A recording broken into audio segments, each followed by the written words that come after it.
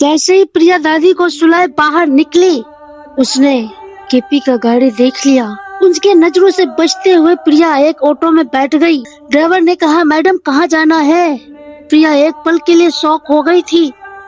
किसी ने उसकी गहरी सोच को बाहर खींच निकाला हो। केपी बिला वापस नहीं जाना चाहती थी, क्योंकि जल्दी उसे वो घर छोड़ना था। अब अगर केपी और उसके बीच कोई रिश्ता ही नहीं बचा, तब वो वहाँ रहकर क्या करती?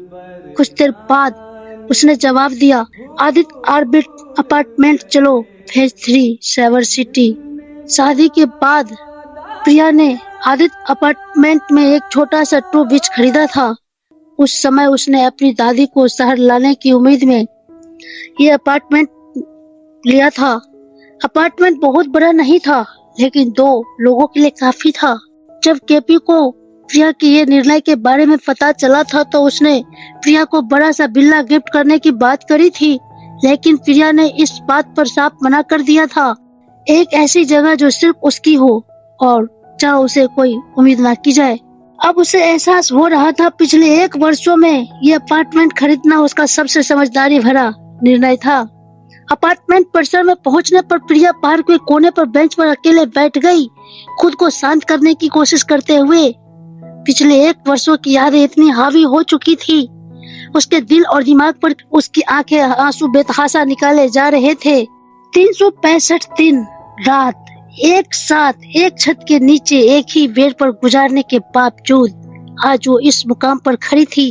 कहते हैं प्यार पहाड़ों को भी हिला सकता है, फिर भी उसका प्यार उस पत्थर जैसे आदमी को नहीं बदल सका। प्रिया को बार बार एक ही बात खाई जा रही थी कि वो कितनी ज्यादा स्टूपिड थी। वो सबके सामने खुद का मजाक बनाती रही। रात घर आने लगी थी। प्रिया ने जब मन थोड़ा हल्का हुआ तो उसने अपार्टमेंट में जाने का फैसला किया। जैसे वो लिफ्ट से बाहर निकली, उसने देखा केपी ठीक दरवाजे के सामने खड़ा है। उसके शर्ट की स्लिप लापरवाही से मुड़ी हुई थी और शर्ट के ऊपरी बटन खुले हुए थे, जिससे उसकी लंबी गर्दन और कॉलबोन का हिस्सा साफ दिखाई दे रहा था। वो दरवाजे के पास दीवार से लगकर खड़ा था। सामने से उसका जो लाइन एकदम स्टिक दिख रहा था और शर्ट के स्लिप के झांक रहे उसके वाइट शेप। प्रिया एक पल के लिए ठिठक गई। केपी यहाँ क्या कर रहा है? वो तो उस अस्पताल में निकिता के साथ था, फिर यहाँ कैसे? उसको पता कैसे चला कि मैं यहाँ हूँ? प्रिया के दिमाग में कई विचार चले आए। उनकी नजरें मिली अपने कोट को बांह पर डालते हुए और एक हाथ को जेब में रखते हुए। केपी ने पूछा, तुमने फोन क्यों नहीं उठाया? उसकी आवाज में थोड़ा चिड़चिड़ापन था, जैसे काफी लंबे समय से ढंग से सोया ना हो। प्रिया ने अपना फोन निकाला और देखा, गलती से उसने डू नाइट डिस्टर्ब मोड पर डाल दिया था। केपी की 5 मिस कॉल थी। ये उनके 1 साल की विवाह में पहली बार था। केपी ने उसे ना पाकर फोन किया था। आज से पहले अगर ऐसा हुआ होता तो प्रिया खुशी से पागल हो जाती। लोग सोचते कि उसने लॉटरी जीत ली है, लेकिन आज प्रिया को ऐसा महसूस नहीं हो रहा था। उसने अपना फोन वापस बैग में डाल दिए, बाहें मोड़ी और ककड़ आवाज में कहा, मैंने रिंग नहीं सुनी। केपी ने घड़ी में समय देखा और धीरता से कहा, मैं तुम्हें 2 घंटे से ढूंढ रहा हूँ। वो जब हॉस्पिटल से घर लौटा तो घर खाली पाया। उसने हर जगह प्रिया को ढूंढा। जब वो उसे नहीं मिला तो उसने अपने कांटेक्ट के गुरुग्राम की हर इलाकों की सभी सड़कों के निगरानी फुटेज मंगवाए और जांच करवाई।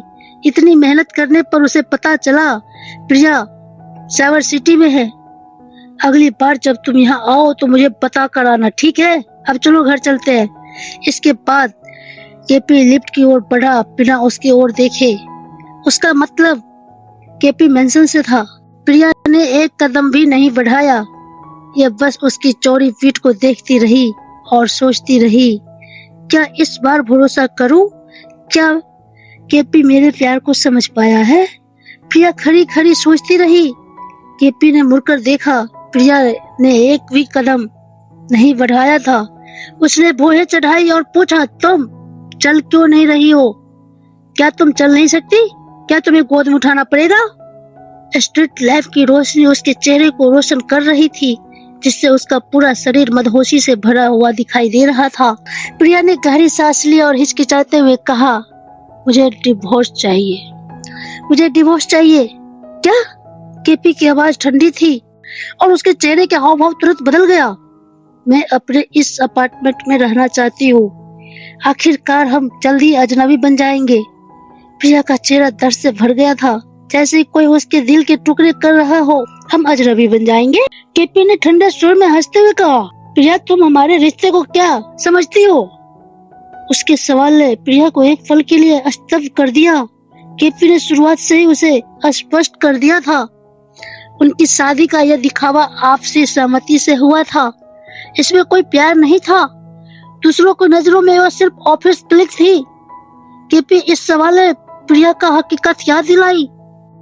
अपने निचले होठ को काटते हुए, अपनी कड़वाहट को छुपाते हुए प्रिया ने कहा, मुझे माफ करें सर, मैं शायद ज्यादा सोच रही थी। प्लीज अब से मुझे अकेला छोड़ दे, आपको यहाँ फिर आने की जरूरत नहीं है। ये कहते हुए प्रिया अपने आंसुओं को रोक नहीं पाई। जिस आदमी से उसने 1 दशक तक प्यार किया था, उससे नाता तोड़ते समय वो दुखी क्यों न होती। 10 साल का क्या कम समय होता है, चाहे वो कितना भी कठिन क्यों न हो। उसे पता था अब छोड़ने का समय आ गया है। अब समय आ गया था कि वो प्यार में अंधी बनना बंद करे। अजीब तरह से स्ट्रीट लैम्प की रोशनी टिमटिमा रही थी। केपी की घूरती नजरें प्रिया को मौत की तरह महसूस हो रही थी, जैसे किसी हॉरर फिल्म में हमले से पहले का माहौल बन रहा हो। केपी को पता था लड़कियों को पीरियड में ऐसे दौरे पड़ते हैं, लेकिन आज उसे लगा कि प्रिया ने सारी सीमा पार कर ली है।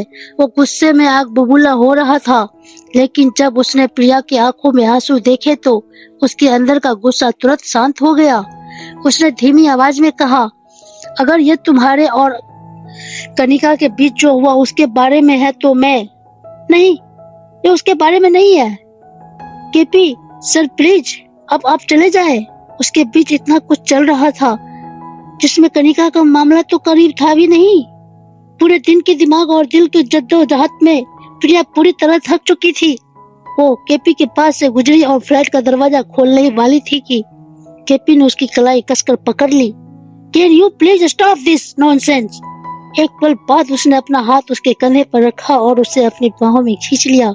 उसे तुरंत एहसास हुआ कि वो बुखार से तप रही थी, जैसे प्रिया को किसी ने आग में झोंक दिया हो। तुम्हें बुखार है? प्रिया एकदम से चक्कर आ गए। कमजोर प्रिया ने बेहोशी के कगार पर अपना सर केपी की छाती पर टिका दिया। अब केपी ने अपना सिर झुकाकर उसकी ओर देखा तो दोनों एक दूसरे के इतने करीब थे कि जैसे अभी केपी हर रोज की तरह प्रिया के होठों पर हमला बोल देगा। अचानक से प्रिया को ध्यान हुआ केपी उसके इतने करीब है। उसको इतने करीब है तो उसे अपने हाथों को उसकी छाती पर रखकर पीछे हटने की कोशिश की। इससे पहले कि वो बच पाती, केपी ने उसे वापस खींच लिया और उसकी कमर पकड़ ली और इस बार उसके होठ इतने जोरों से अपने होठों में खींच लिया जैसे वो कोई जूस का पैकेट हो।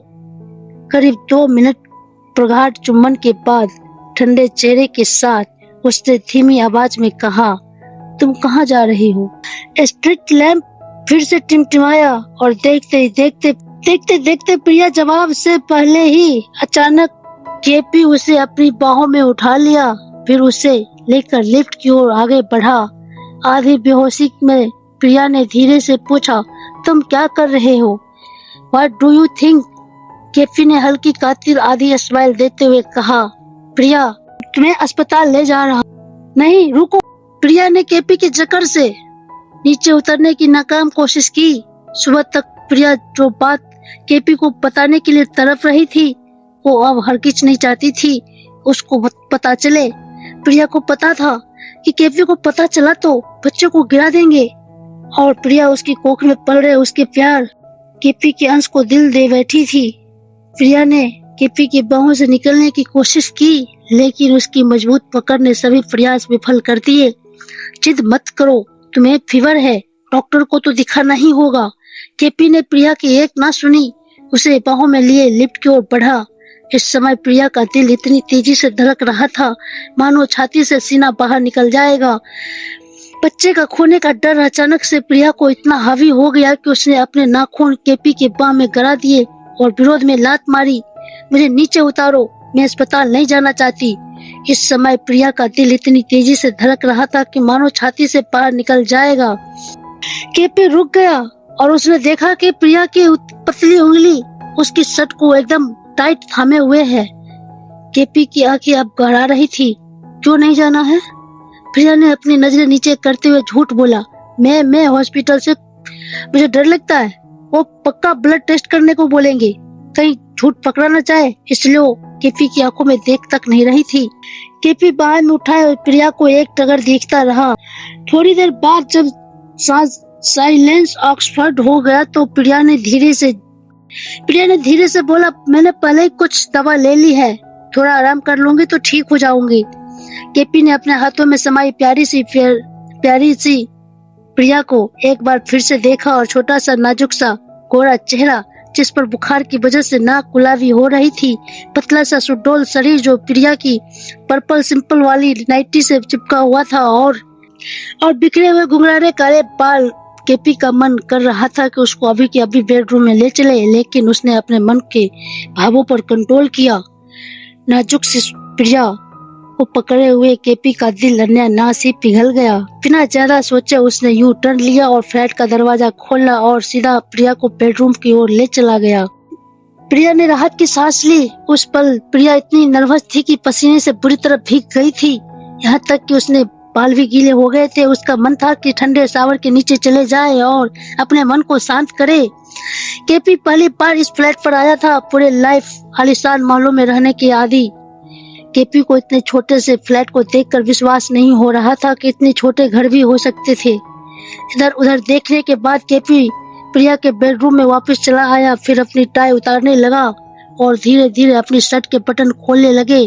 ये देखकर प्रिया का दिल धड़क उठा। अब फिर से क्या? केपी मुझसे कुछ उम्मीदें हैं अभी भी इस वक्त?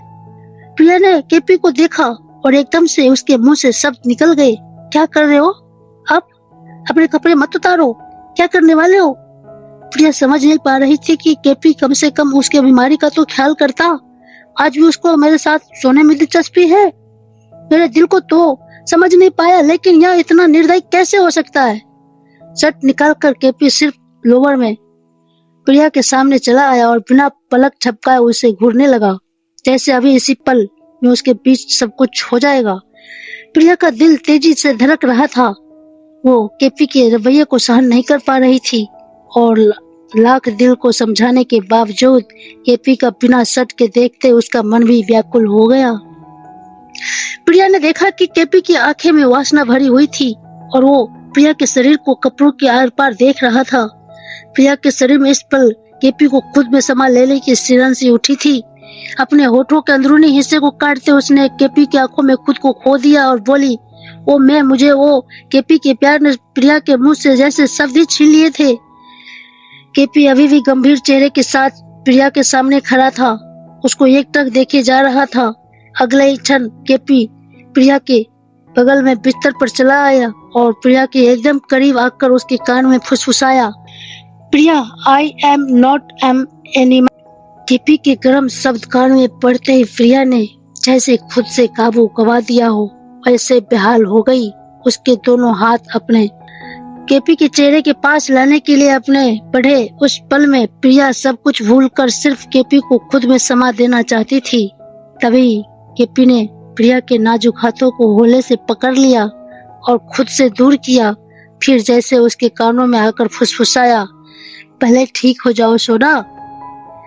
प्रिया को जैसे 100 वाट का करंट सा झटका लगा।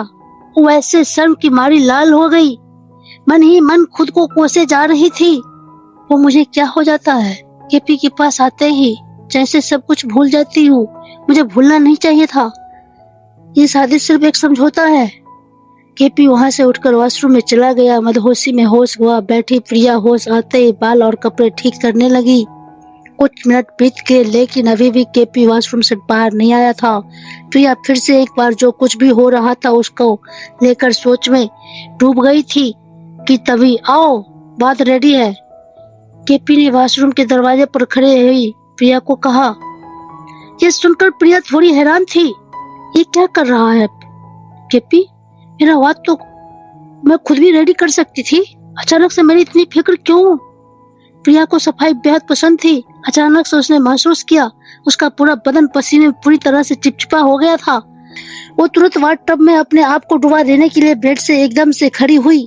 प्रेगनेंसी की वजह से उसका शरीर इतने तेजी वाले मोमेंट को इस समय सहने में अभी तैयार नहीं था। जैसे ही प्रिया आगे बढ़ी, उसका सर घुमा और चक्कर आने की वजह से पीछे की ओर गिरने लगी। तभी केपी ने आकर प्रिया को पीछे से पकड़ लिया। टेक इट इजी सोना। शरीर में हो आई कमजोरी के चलते प्रिया ने खुद को अब केपी के हवाले कर दिया। केपी ने प्रिया के माथे को कसकर चूम लिया और फिर उसने दोनों हाथ से उसके अपनी बाहों में उठा लिया और वाटटब के पास ले गया। धीरे से केपी ने प्रिया के शरीर पर टिकी लूज पर्पल पेंटी की स्टिक को होले से नीचे सरका दिया। प्रिया की लंबी लंबी गर्दन और दूध सफेद नाजुक से पतले शरीर को वो देखता ही रह गया। पर अकेले होने की वजह से आज प्रिया ने सिर्फ नाइटी में थी, अंदर कुछ भी नहीं था। आगे क्या होगा बताएंगे नेक्स्ट पार्ट में। अगर कहानी पसंद आती हो तो चैनल को सब्सक्राइब कर लीजिएगा। नमस्ते, जय हिंद।